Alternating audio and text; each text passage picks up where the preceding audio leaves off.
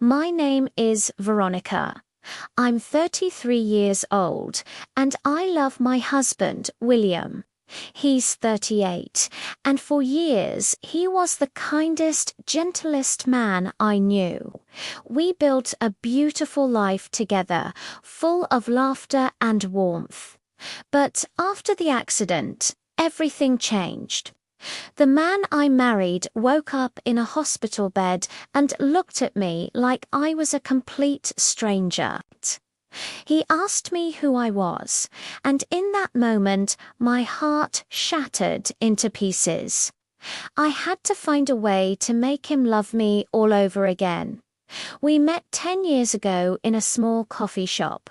William was sitting at the table next to mine when he accidentally knocked over his cup. Coffee spilled everywhere, covering my shoes. He apologized profusely, his face red with embarrassment, but I just laughed. He insisted on buying me another coffee, and we ended up talking for hours. It felt like I'd known him my entire life. He was a writer who worked from home, and I was a primary school teacher. Our lives were simple, but we were happy. I'll never forget the day he proposed. We were at our favorite park, and he was so nervous, his hands were shaking. He looked into my eyes and said he wanted to spend every day of his life with me. Through tears of joy, I said yes. Our wedding was small and intimate, surrounded only by family and close friends. As I stood beside William that day, I thought I was the luckiest woman alive. For 5 wonderful years, we were not just husband and wife, but best friends. I truly believed nothing could ever come between us. Then came that terrible Tuesday morning. I was at school when my phone rang. An unfamiliar voice asked if I was William's wife, then told me he'd been in an accident and was at the city hospital. The world stopped spinning. I couldn't breathe. My colleague drove me there while terrible thoughts raced through my mind. When I arrived, a doctor explained that William had been hit by a car while crossing the street. He'd suffered a serious head injury and required emergency surgery.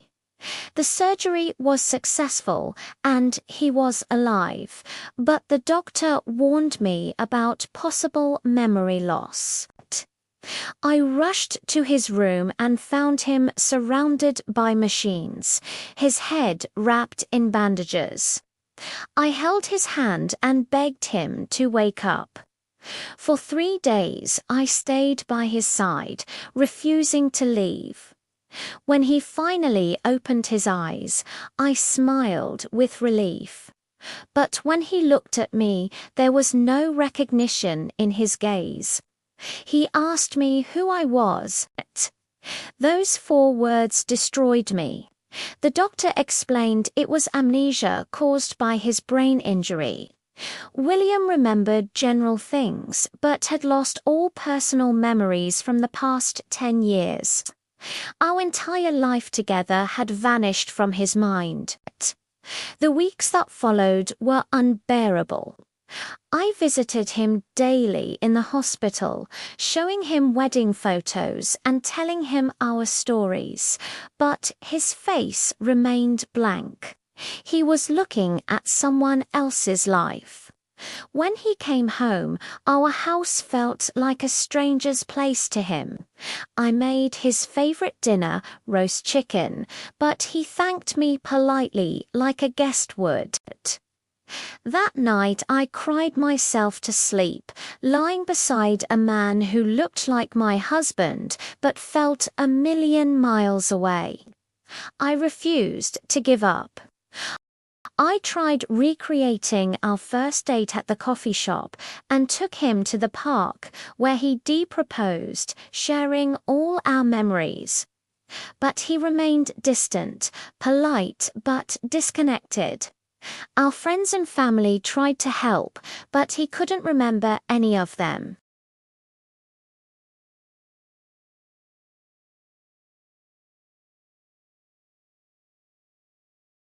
She suggested I let go of the old William and get to know the person he'd become.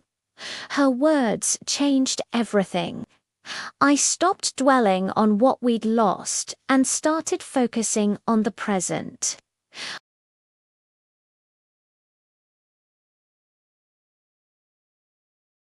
Slowly, he began asking questions and showing genuine interest. We started having real conversations about simple things like the weather and movies. One afternoon, after a difficult day at school, I came home exhausted. William appeared with a cup of coffee he'd made for me. That small gesture brought tears to my eyes, and I realized part of him was still there, learning to care again. Our 6th wedding anniversary arrived, and he had no idea what day it was. I spent the evening crying over our wedding album when William found me. He sat beside me and apologized for not being the man in those photographs.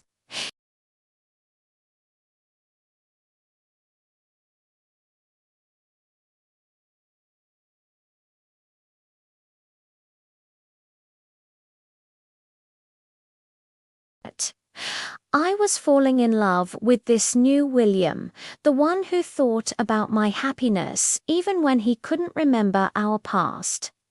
I told him I didn't want freedom. I wanted him, whoever he was now. We decided to build something new together.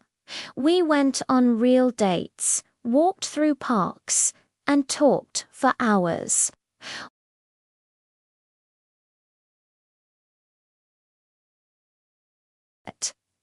Happy tears streamed down my face as I told him I felt the same way. A year after the accident, he brought me back to that same park. He got down on one knee and pulled out a ring. He said he couldn't remember his first proposal or the promises he'd made, but he wanted to make new ones. He told me I'd stayed with him when he was a stranger, taught him how to live and love again, and asked if I would marry him once more. Through my tears, I said yes. Standing in that park, we were no longer the same people who'd fallen in love 10 years ago. Our love had been tested, broken, and rebuilt from nothing. Sometimes life strips away everything you think you cannot live without. The pain can feel unbearable, and the fear overwhelming. But when you lose it all, you discover what truly matters. You find strength you never knew you had. You learn that love isn't just about remembering the past, but choosing each other every single day, creating new memories and building hope from the ruins. William and I found our new beginning, and it was more beautiful than I ever imagined possible.